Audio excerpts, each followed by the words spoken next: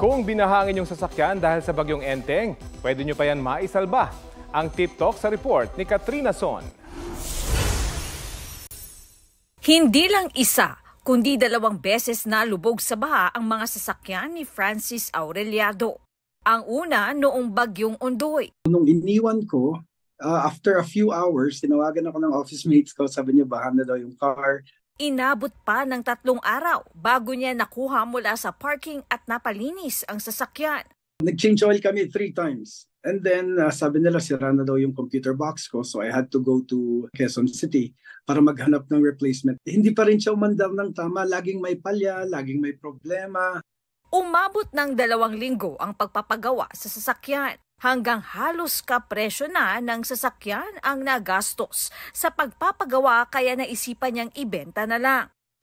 Makalipas ang ilang taon, naranasan niya muli ito sa bagyong Karina. Ayon sa car shop owner sa Quezon City, mahalagang alam ang gagawin kapag binaha ang sasakyan. Agad daw alisin sa pagkakalubog. Huwag din daw muna i-start ang engine. Pagkatapos, first, tatanggalin natin itong battery, yung positive at saka negative niya.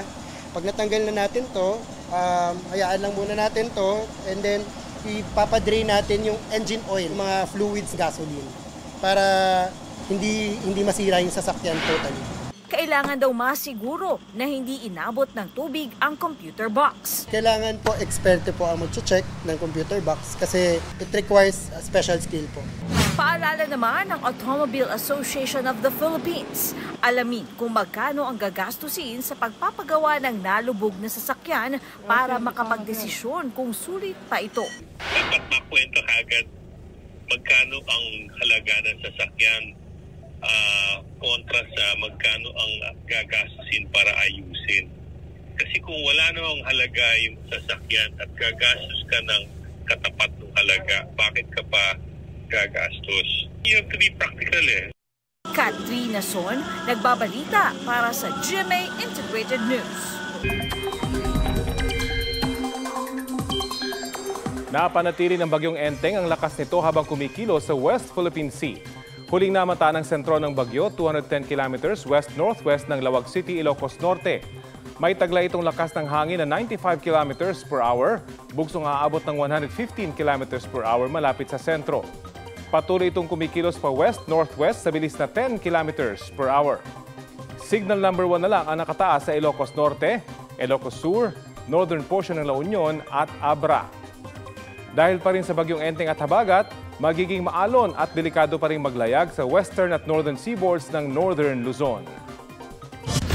Pinangangambahan ng mga magsasaka sa South Korea ang pagbabago sa kalidad at lasa ng kanilang sikat na dish na kimchi dahil sa climate change.